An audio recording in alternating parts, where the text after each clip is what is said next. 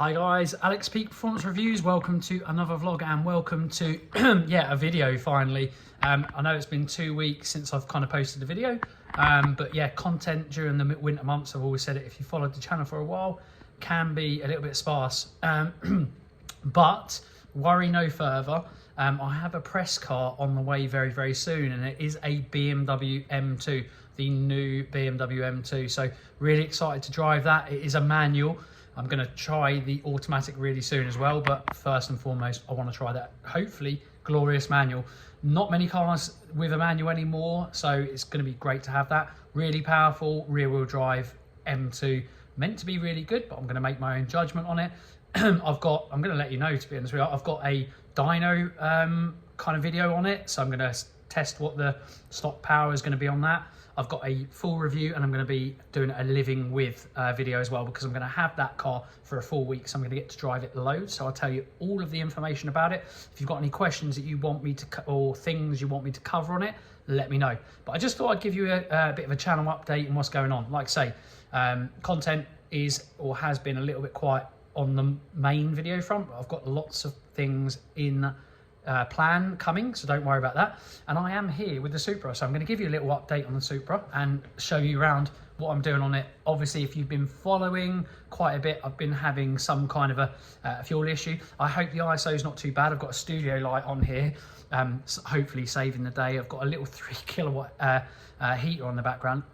I don't know whether you can see that. It's -3 here in the UK. I have just done a park run 5k, so I've been keeping my fitness up.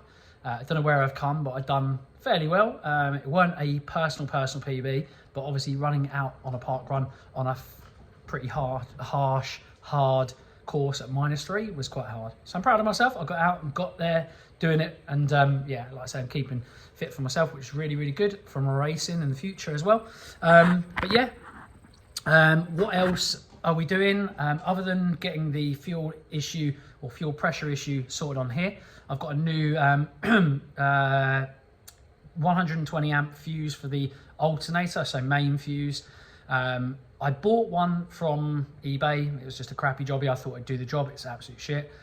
So I've ended up buying twice, which I hate doing, and I've gone OEM. So OEM Toyota one now, which is 30 quid, which for a bloody little amp fuse, should I say? Gotta get my words out, it's cold. Is expensive, but buy good, buy once, buy shite, buy twice. That's what I say, something along those lines anyway. Yeah, other than that, the RS3, we're ramping up some stuff and some interesting stuff with that. We're gonna get that out on track soonish, or soon as the weather gets a little bit better. I didn't do many track days in the end last year, but definitely want to do some time attack in either the Supra or the RS3 or both. So I've got some more handling mods on the RS3, which I'm really excited about, and we are going to be going stage 2 with it as well. Big intercooler, stage 2 tuning, which I'm going to reveal to you very soon, because I'll be doing that very, very soon also. So that's another video as well, so another combination of videos also. And obviously just playing around with cars always. Big old, old stuff, new stuff. Yeah, really, really excited to kind of do that. But more than anything, get this car running on the high power and really, really pushing it to its limits and exploiting that and enjoying that. But let's crack on. Let's get the fuse sorted on this and see if that helps with the running at all. I don't know whether it will, but I don't think it is. I've got a new fuel pressure sensor to put in, and then I need to get Remain to remote come into the ECU and recalibrate the new fuel pressure sensor as well, and hopefully that will sort the issues, and then we could just give it a good send. I'm probably going to start it up and give it a bit of a run today. I might show that if I can. If not, I won't bother. But if not, like I say, just updating you on a few things. So one of the other things I want to do with the car, I absolutely adore this car, but there is some tidying up to do. I have for quite some time wanted to really, really tidy it up. Now, the car in general is really, really nice, but there's some interior bits that could look nicer. Look, you look at that and I still think it looks purposeful and it looks awesome. Sparko seats, the roll cage and all of that. But this in the back here is lovely, I wouldn't mind maybe putting some kind of array on here. I may go with an external swell pot. This doesn't need it as such, even though I track it, because as long as you don't do stupid things with running fuel low, that pump setup works quite well. This big ass circa nearly 20 kg AGM battery, because this, you know, needs a good battery, and these, you know, heavy motors with big crankshafts and uprated pistons and conrods, they need a fair bit of juice to crank them over, and when you're out and about, you don't want to have a dead battery either. Obviously alternator works, it's an uprated alternator, but honestly, especially on cold months, you do need a big battery, but that weighs so much, so I would like to explore potentially using a lightweight battery. I have done before, you probably would have seen it if you followed the channel for quite a while, but I wouldn't mind a lithium ion battery, but maybe a bigger one. I've used some really tiny ones before and they've struggled a bit, so I wouldn't mind looking at some of those great manufacturers that manufacture these really big beastie race batteries. If anyone who does follow the channel works for one of those channels and wants to sponsor us one, please hit us up, because they're expensive. Like I say, other than that, I want to go through some of the wiring, neaten it up, and anything that's redundant or is not used. I mean, there's speakers in here, for example. I want to try and take out weight from the front more than the rear, because obviously for obvious reasons, you know, weight over the back, a bit like this, it's a heavy weight, but in the rear it's actually useful to some extent because you need it for traction. I've also got some modifications, that some handling modifications to the rear of the car that still need to be done. This needs to be painted and flush mounted. This is where the area was. I've got that garish horrible thing there, and there is a little bit of paintwork here and there, but other than that, the car is pretty sweet. So yeah, I'm really pleased with it in general, and it's just needs some tidying up here and there, but I love it. It's an awesome car, and every time I look at this engine bay, it just makes me happy.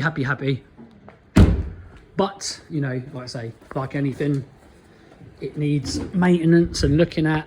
Let's get this up, but look at it.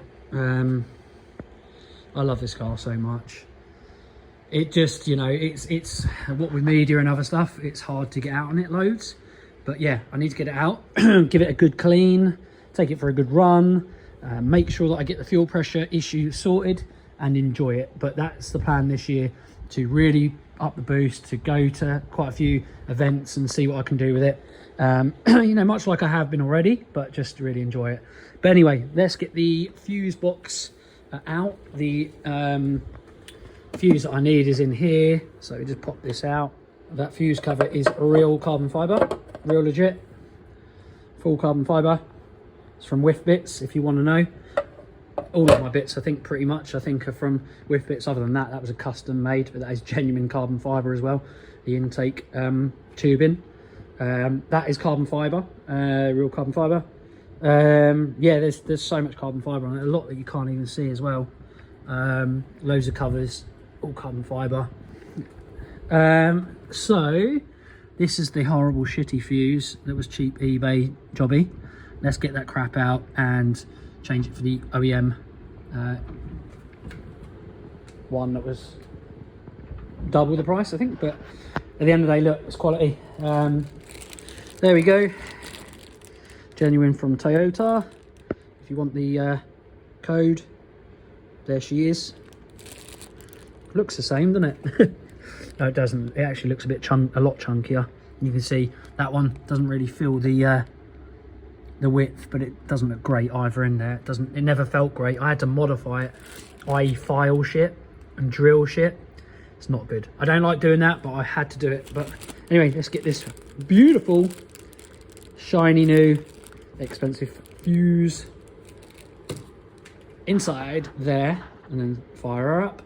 I guess just a quick FYI, if people don't know, certainly on mine anyway, the fuel pressure sensor is a fluid sensor.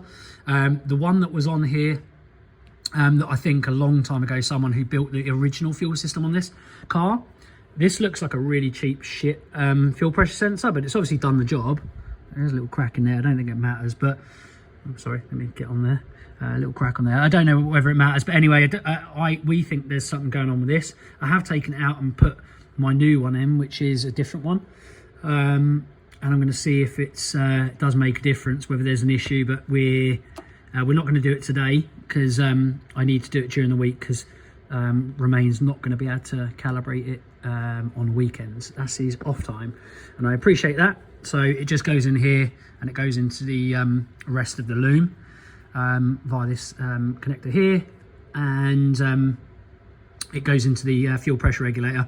So obviously this is just sensing the fuel pressure, and it's obviously regulating it and communicating to the ECU, making sure that the fuel pressure is where it needs to be. And then if it's not, you know, it's gonna throw up some codes and some issues, and it has been doing that. So we've changed a lot in the fuel system that needed to be changed. If you haven't seen that, watch the on the top right hand corner, I'll give you a link to the playlist for this kind of build, and then you can kind of work your way through it if you like your Supras and like that kind of thing, if you're on here for that. But yeah, I'm going to shut up. Let's get this in.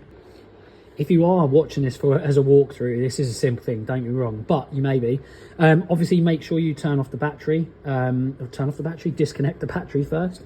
And then obviously what happens is you lift this whole part out, and you'll see there's a little nut and bolt this side, and there's one on the opposite side there. You can just see down there, this one down here, that's it.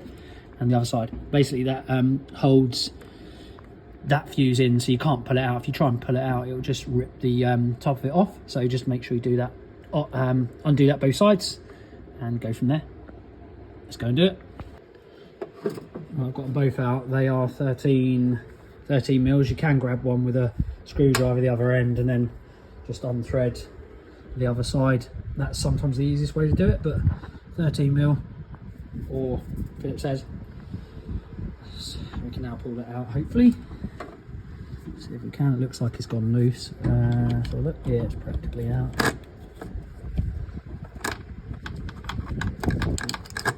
Oh, there you go. It's always fun and games. Right, I'm going to do this without the camera. Right, so that is all done. Sorry, it just went a bit quick there, but all done.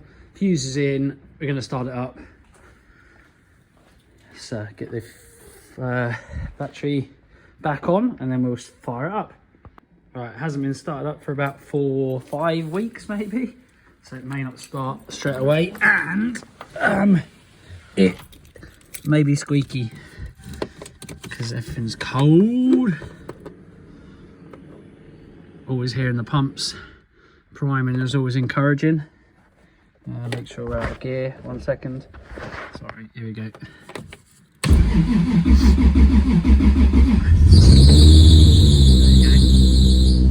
Noisy, would expect that.